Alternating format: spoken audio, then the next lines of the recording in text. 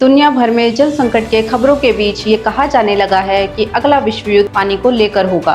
Glacier तेजी से पिघल रहे हैं और पहाड़ नदियां तेजी से सूख रही हैं। जहां पानी भी है वहां भी नदियां प्रदूषित हो चुकी हैं। समय आ गया है कि हम बढ़ती जरूरतों और घटते जल पर चर्चा शुरू करें। पेयजल और पेयजल के स्रोतों को बचाने के लिए जनता को जागरूक करें। इन्हीं तमाम मुद्दों पर बात करने के लिए हम आपके सामने ला रहे हैं नदियों की कहानी। इस श्रृंखला की आज की कड़ी में बात जनता को मिले पानी जान दे गई रानी। रोचक, मनोरंजक और ज्ञानवर्धक कहानियों के प्लेटफॉर्म हिमाचल बिजनेस पर आपका स्वागत है। नमस्कार, मैं आपकी दोस्त ज्योति मौर्य। हिमाचल प्रदेश में मनाए जाने वाले मेलों का अपना ही अलग स्थान है। यहाँ के मेलों का संबंध अक्सर मिथ्यकों या तथ्यों से जुड़ा है। ऐसा ही एक मेला चंबा के स्थानीय लोगों द्वारा मनाया जाने वाला सूही का मेला है। यह मेला उस देवी की याद दिलाता है जिसने अपनी प्रजा को पानी उपलब्ध कराने के लिए अपना बलिदान दे दिया था। कर्तव्य के प्रति इतने महान बलिदान का उदाहरण संसार में शायद ही कहीं अन्य दिखाई दे। उस रानी के बलिदान की याद को हृदय से लगाए रखा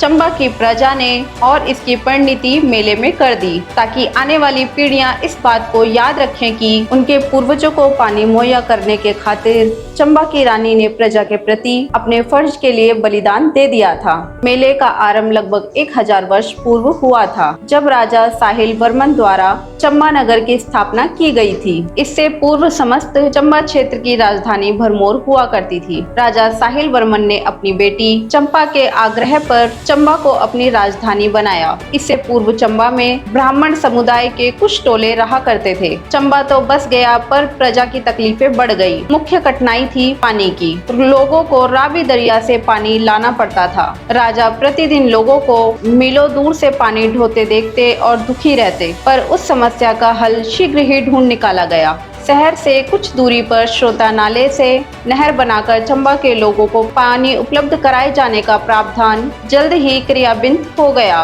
परंतु नहर के माध्यम से पानी चंबा तक नहीं पहुंच पाया। जमीन समतल होने पर भी पानी आगे नहीं जाता था। राजा के दुखों का पारावार न रहा।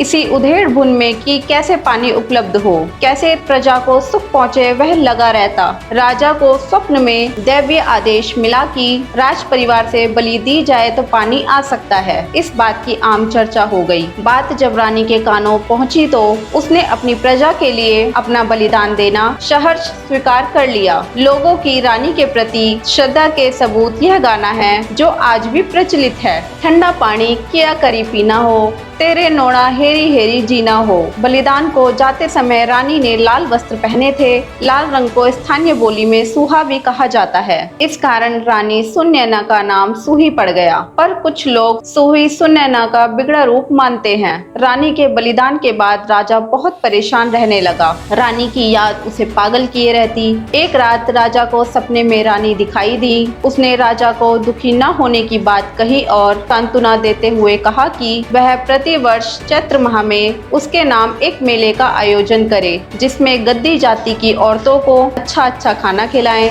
इन्हीं गद्दनों में मैं भी होंगी। यदि राजा पहचान सकता है तो पहचान ले। राजा ने चैत्र माह मेले का आयोजन किया और गद्दनों को खूब सारा बढ़िया खाना खिलाया। पता नहीं राजा को रानी के दर्शन हुए या नहीं, पर तब से आज तक यह मेला प्रति वर्ष मनाया जा रहा है। शायद संसार का एकमात्र मेला है जो औरतों का मेला के नाम से प्रसिद्ध है।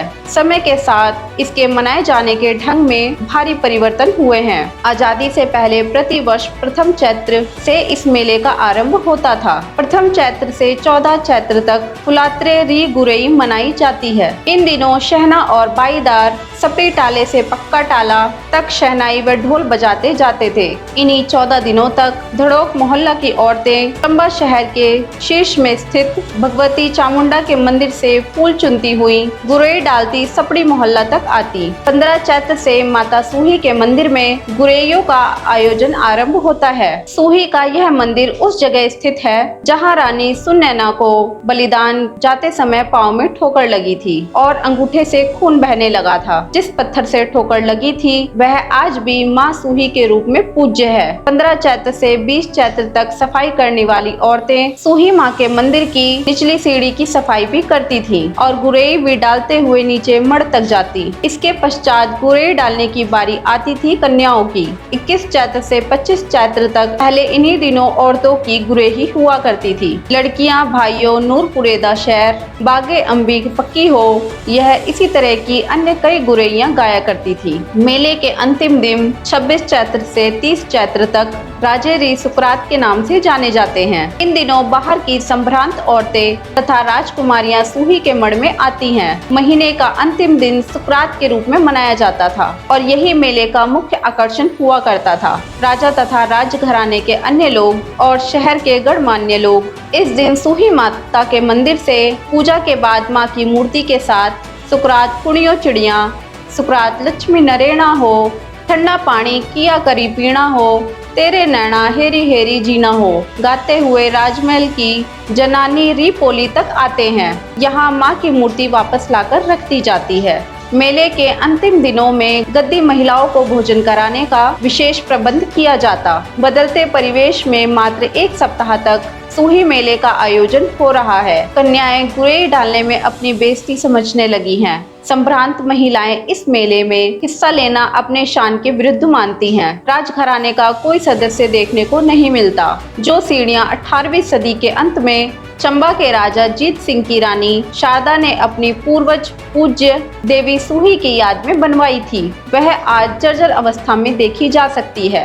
सूही मढ़ में जहां शहर की औरतें बैठती और गुरेई डालती थीं, वह कई अज्ञात कांडों से बंद कर दिया गया है। माँ लूणा जहां माँ सूही ने बलिदान दिया था कि प्रजा को पानी मिल सके, आज भी वहीं से पानी का अधिकतर वितरण होता है। देखने से रोना आता है। तो ये थी कहानी चंबा की रानी की, जिसमें जनता को मिले पानी जान दे गई रानी। तो ये कहानी आपको कैसी लगी, अपनी प्रतिक्रिया जरूर दें।